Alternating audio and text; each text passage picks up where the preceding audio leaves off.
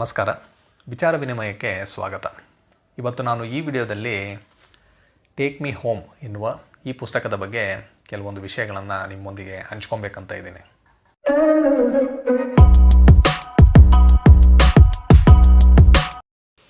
Take me home ಇದು ಒಂದು ನಾನ್ fiction book. ಇದನ್ನು ಬರೆದಿರುವವರು ರಶ್ಮಿ ಬನ್ಸಲ್ ಅವರು. ಭಾರತ ಹಳ್ಳಿಗಳ ದೇಶ. ಇಲ್ಲಿನ ಜನರ ಮುಖ್ಯವಾದ ಉದ್ಯೋಗ ಏನು ಅಂದರೆ ವ್ಯವಸಾಯ ಆಗಿತ್ತು. ಆದರೆ ಕಳೆದ ಕೆಲವು ದಶಕಗಳಿಂದ ಇಲ್ಲಿ ಕಾರ್ಖಾನೆಗಳು ಸಹ ಹೆಚ್ಚಾಗ್ತಾ ಬಂದಿದೆ.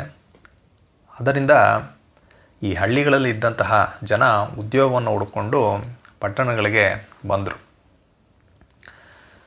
ಅದೇ ರೀತಿ ಈ ಗ್ಲೋಬಲೈಸೇಷನ್ನಿಂದ ಭಾರತದಲ್ಲಿ ಬೇರೆ ದೇಶದ ಹಲವಾರು ಕಂಪನಿಗಳು ಇನ್ವೆಸ್ಟ್ ಮಾಡಿ ಇಲ್ಲಿ ಹೊಸ ಹೊಸ ಬಿಸ್ನೆಸ್ಗಳನ್ನ ಸ್ಟಾರ್ಟ್ ಮಾಡಿದ್ರು. ಅದರ ಮೂಲಕ ಇಲ್ಲಿ ಹಲವಾರು ಜಾಬ್ ಆಪರ್ಚುನಿಟೀಸ್ ಓಪನ್ ಆಯಿತು. ಅದರೊಂದಿಗೆ ನಮ್ಮ ಒಂದು ಎಜುಕೇಷನ್ ಸಿಸ್ಟಮ್ನಲ್ಲಿ ಉಂಟಾದಂತಹ ಚೇಂಜಸ್ನಿಂದ ಇಲ್ಲಿ ಓದಿದವರ ಸಂಖ್ಯೆಯೂ ಹೆಚ್ಚಾಯಿತು. ಆದ್ದರಿಂದ ಭಾರತದಲ್ಲಿ ಒಂದು ಬಿಸ್ನೆಸ್ ಏನಿದೆ ಅದು ಹೆಚ್ಚಾಗ್ತಾ ಹೋಯಿತು. ಹೊಸ ಹೊಸ ಇಂಡಸ್ಟ್ರೀಸು, ಬೇರೆ ಬೇರೆ ಸೆಕ್ಟರ್ಸ್ ಎಲ್ಲ ಬಂದವು. ಇದರಿಂದ ಏನಾಯಿತು ಅಂದರೆ ಈ ಮೆಟ್ರೋ ಸಿಟೀಸ್ ಏನಿದೆ ಅಂದರೆ ಈ ಡೆಲ್ಲಿ, ಬಾಂಬೆ, ಕಲ್ಕಟ್ಟ, ಚೆನ್ನೈ, ಬ್ಯಾಂಗ್ಳೂರು, ಹೈದರಾಬಾದ್ ಇಂತಹ ಸಿಟಿಗಳಲ್ಲಿ ತುಂಬ ಇಂಡಸ್ಟ್ರೀಸ್ ಮತ್ತು ಅದರೊಳಗೂ ಈ IT ಕಂಪನೀಸ್ ಬಂದ ಮೇಲೆ ಹಲವಾರು ಜಾಬ್ ಆಪರ್ಚುನಿಟೀಸು ಮತ್ತು ಈ ಸ್ಟಾರ್ಟಪ್ಗಳು ಹೆಚ್ಚಾದವು. ಇದು ತುಂಬ ಇಂಪಾರ್ಟೆಂಟ್. ಇಲ್ಲಿ ಈ ಸ್ಟಾರ್ಟಪ್ಗಳ ಸಂಖ್ಯೆ ಏನಿದೆ ಅದು ಹೆಚ್ಚಾಗ್ತಾ ಹೋದಂತೆ ಹೊಸ ಹೊಸ ಬಿಸ್ನೆಸ್ ಆಪರ್ಚುನಿಟೀಸು ಮತ್ತು ಹಲವಾರು ಉದ್ಯೋಗ ಅವಕಾಶಗಳು ಇಲ್ಲಿ ಉಂಟಾಯಿತು.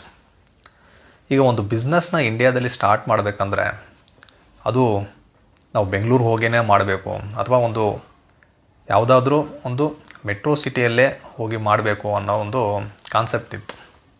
ಆದರೆ ಕಳೆದ ಒಂದು 10-20 ವರ್ಷಗಳಲ್ಲಿ ಈ ಮೆಟ್ರೋ ಸಿಟಿನ ಹೊರತುಪಡಿಸಿ ಸಣ್ಣ ಪುಟ್ಟ ಸ್ಮಾಲ್ ಟೌನ್ಸ್ ಏನಿದೆ ಅಲ್ಲಿನೂ ಸಹ ನಾವು ಬಿಸ್ನೆಸ್ನ ಮಾಡಬಹುದು ಅನ್ನೋದನ್ನು ಹಲವಾರು ಆಂಟ್ರಪ್ರನರ್ಸ್ ಏನಿದ್ದಾರೆ ಅವರು ಪ್ರೂವ್ ಮಾಡಿದ್ದಾರೆ.